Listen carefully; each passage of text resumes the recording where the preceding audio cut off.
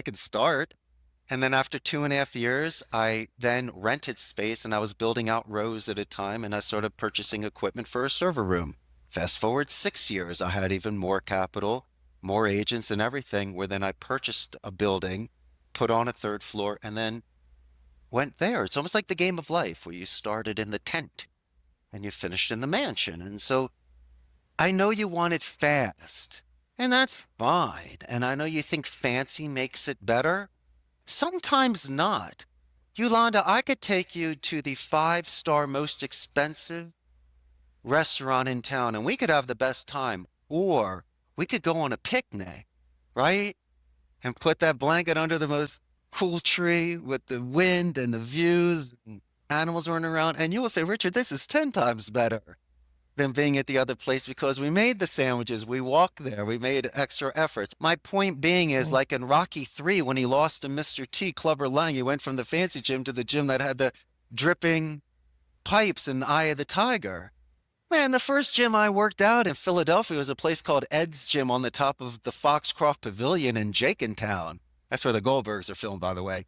And I'm dealing with guys back in high school that were coming off of the construction sites. They're taking off their jackets and wearing these wife beaters, but were lifting hard, listening to YSP and MMR with the old posters of Corey Everson and Heather Thomas on the walls. And these were real men. And if you didn't know your gym etiquette to put your weights away, to wipe down the machines, and to even ask certain things so there's groove that so you learn. And for me, I always felt that the good influences were the perfect examples of the ones that just stepped up to the plate and didn't spin it. And so I always gravitated to those that ran through first base, that showed up on time and did their job. They didn't have to kiss butt or play office politics to get ahead. These were people that had the core respect of the people around them. And so that's what I looked for as growing my team down here. I didn't want the fast talkers. They come and go. But it's the individual that says the right thing at the right time when you didn't expect it. Those are the ones you break bread with and last a long time. So many gyms and all of that. Oh my goodness. Okay. So where do I start? I guess I want to go back and just dig a little bit deeper into growing slow and planning. And would Mm. you talk about your thoughts about planning versus strategy and how did you make the plan to grow your business? Okay, well, it's about no surprises. If I need to work with construction people, Oops, clients, you or froze. distributors and providers, Oh, surprises. I needed to have target dates and I needed to know if someone can or cannot do something.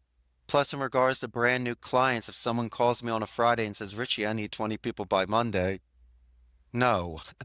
Let's be realistic. It's not like I have a line of people outside waiting all day, every day. I compete against Amazon. And so it's not like I'm a devil's advocate, but let's just talk about the things that may happen. Someone might get hit by a bus.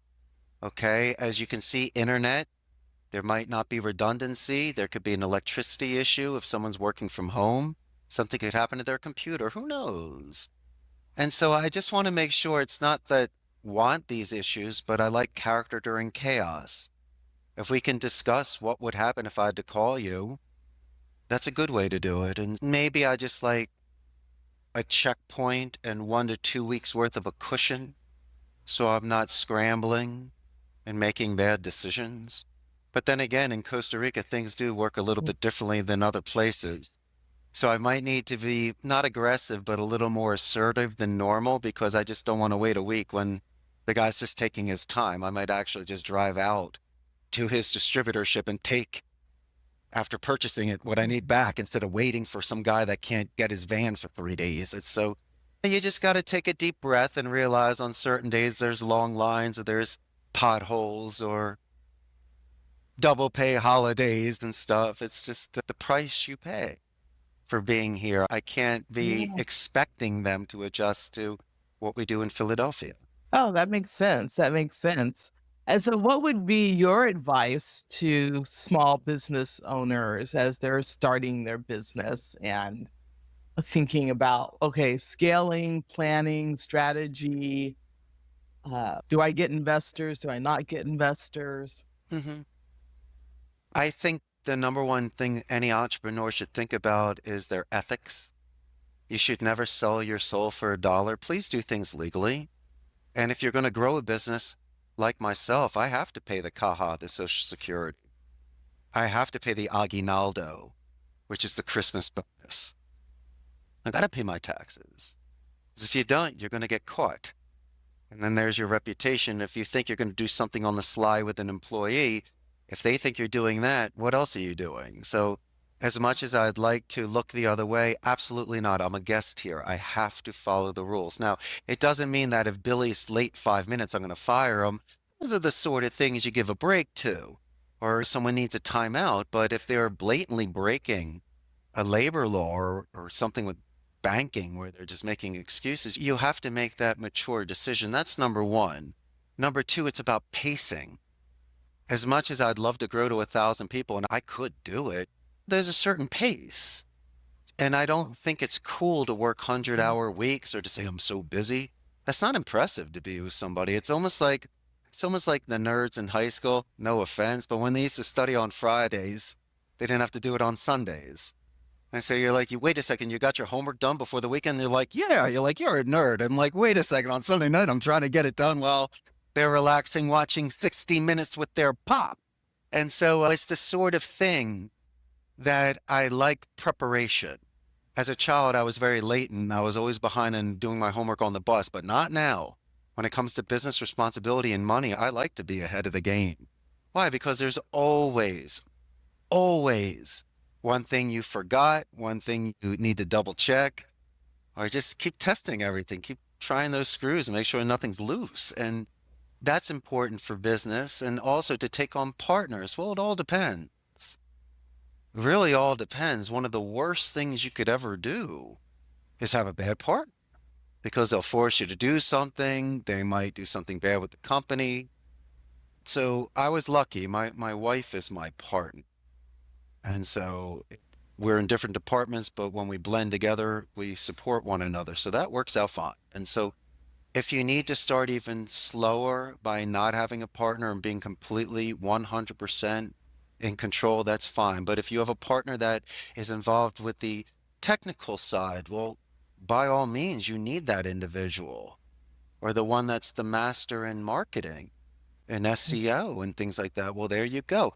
And even if you're the brains and you need somebody as the face man and representative, that has value as well. And I think that's okay. So maybe just have parameters there, maybe take it in stages.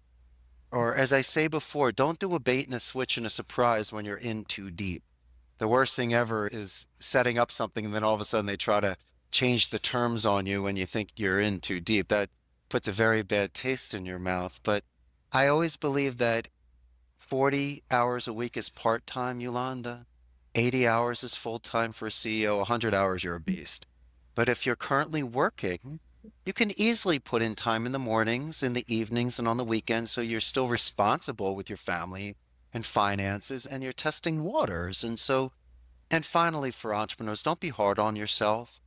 There are certain skills you should be practicing public speaking. You should be a very good writer. Don't depend on AI. Be a good listener. Learn how to take notes. Do meeting minutes.